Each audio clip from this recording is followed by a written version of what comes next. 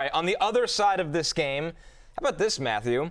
Buy or sell, Matthew Stafford is a starter in 1 quarterback leagues. I ask you this as he wasn't a starter for you last night in our 2 quarterback leagues. No, he certainly wasn't. Look, he scored 25 points. He scored, over 25 fantasy points last week. And he has not scored 25 or more fantasy points in back-to-back weeks since week 6 and 7 of 2021. He's not somebody that runs a lot, so obviously you need the volume with his arm, with the passing touchdowns as well. So I decided this week, Connor, to start Drake May, who I like a lot, who made the love list, and Jaden Daniels, 2 guys that I have ranked inside my top 10. So yes, I had Matthew Stafford on my bench. I will say I was looking to, I was throwing a little bit of trade, around, because I do think Stafford is good. Lawrence Jackson offered me Amari DiMaccardo in a Superflex league for Matthew Stafford. So I politely declined the second Arizona running back that you don't want for a quarterback in a 2 quarterback league. Lawrence, ridiculous. But anyway, I did not start Matthew Stafford. I know a lot of people didn't. He was only 25% started across sort of the fantasy football atmosphere. Like, seriously, most people did not start Matthew Stafford in a short week against the 49ers. I was glad you were one of them. I was indeed one of them. But, I don't know that he's a quarterback yet in a 1 quarterback league, but he certainly is in a 2 quarterback league. And he's borderline. As we get into the buys now, on the season he's QB 11. He's had 4 straight games with 2 or more touchdown passes. As long as Puka Nacua and Devontae Adams are healthy, he's going to be there. We don't really expect Kyren Williams to catch 1 receiving touchdown, let alone 2. Part of the argument against Stafford is that he doesn't run, and B, when they get in close, they tend to run. But similar to the 49ers, Jay, it doesn't feel like the Rams have been able to run that effectively. And Stafford just looks dialed in. No more back issues. And, of course, Puka looks like the best wide receiver in football right now. Yeah, they've had some issues and some injuries on the offensive line, not quite the same continuity that they had, particularly 2 years ago. The Kyren Williams fumble, certainly not ideal either. I love that Matthew just looped in that 25% roster thing. To Matthew, accountability is like Swahili, just doesn't understand it. Unbelievable. Hang on for 1 second. I'm genuinely curious. Accountability. Did I start him? I did not. What is dodging accountability for that? Yeah, it's 25% reference. It's 25%. I'm just saying I have company, but I'm whatever. None of them have national TV shows. I do.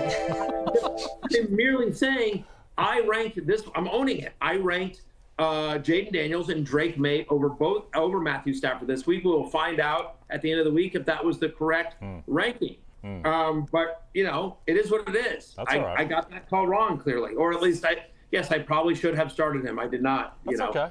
But again, that was the logic. I think Drake May and I like Drake May and Jaden Daniels this week. I don't know. I don't understand how that's not accountability. I don't know how that's dodging accountability, though. Before I get to the question from Charlton right there, Jonathan Medici in the chat said the excuseler makes an appearance. Excuseler. Yeah. That's good. That's pretty good. A good nickname for you. Excuseler. It's in the running. One. That's way better than Trevler. Excuseler. I'm genuinely asking. I'm asking the regulars because you 2 assholes won't give me a legitimate answer here. But I don't understand how saying, I benched the guy is not taking accountability. No, that's accountable. The not accountable is the fact that you have to caveat it with the 25% aspect. It wasn't just me. Yeah, it wasn't just me. Everyone else made the same mistake. But that's an accurate statement. That's not go on the website that we use and you will see Matthew Stafford, by the way, is only rostered in 52% of leagues. There's a number of leagues out there where he's not even on a roster. And so my point is that there are many fantasy managers, not just myself, waking up this morning going, damn, guess I should have started Matthew Stafford. Wish I had started Matthew Stafford. The question is, after last week, we're like, I don't know if you can see it. And necessarily, we've always said this, pocket passers need massive volume to be fantasy viable because they don't get any points with their leg. And so Stafford has not traditionally been a massive volume guy. Again, this is the first time in his career This is a guy who's 38 years old. It's the first time in his career where he's passed for 375 yards in back-to-back games. So is it just the result of last week's game where they had to make a comeback, and then where they a big back and forth, obviously, and then this week's short week, and they couldn't run the ball? Or is this like sort of the new normal because he's never had Puka Nacua and Devontae Adams before? So I think I'm not ready to sit here and say, like, yes, he's a must start in one quarterback league. He is a must start in two quarterback leagues. And I think he is one quarterback league viable, depending on your other options. And the matchups next week, they're at the Ravens. You like that matchup, given how much their defense has struggled. The Jaguars are better than they get credit for, but that game's in London, where it's sort of a second home for the Jaguars. So that's a medium. It's not a great matchup like you might think in years past, but it's also not a whatever. It's not the worst, not the Seahawks either. So I think Stafford is, borderline QB one quarterback league viable is what I would say there. It doesn't matter, by the way, had I started Matthew Stafford or not, because Connor Rogers has Kyren Williams. You're welcome, America, because I was facing Kyren Williams. You knew he was going to go off. Of course he did. 31 fantasy points, leave a career high, two receiving touchdowns. It doesn't matter. Connor's going to beat me. I've said this before. Wow. Early congratulations, Connor. Well done. Well played. Nice job starting Kyren Williams. That was a bold move by you. It worked out. Yeah. It worked out for you. Yeah, congratulations. Matthew, you cut out the past 10 minutes. You'll have to repeat that whole segment. The woe is mealer, Matthew Berry. We had a question from Charlton Rice. He sent this through like 10 minutes ago. Stafford, Danny Dimes, or Goff as a starter through the season, or only worth streaming?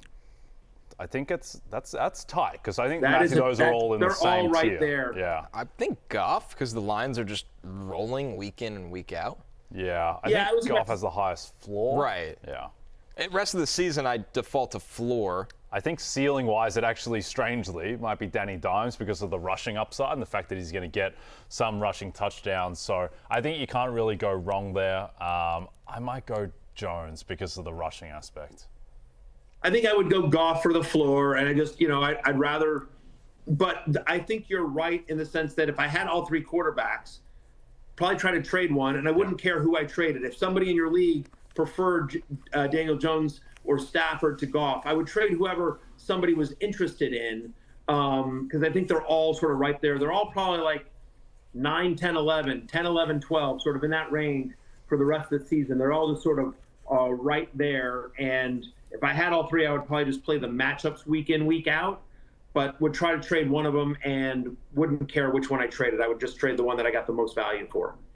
Hey, it's Matthew Berry from NBCSports.com and Rotoworld.com, and I want to thank you so much for watching whatever it is you just watched, or if nothing else, being too lazy to click out of the autoplay after this video started, after whatever it is you actually wanted to watch finished. But now that you're here, I'd like to take a moment here to ask you respectfully now, okay? I'm asking you respectfully to subscribe to the NFL on NBC YouTube channel. You'll get the latest Roto-World fantasy news headlines, all sorts of great shows, including my own Fantasy Football Happy Hour. So go subscribe now. Again, I'm asking respectfully.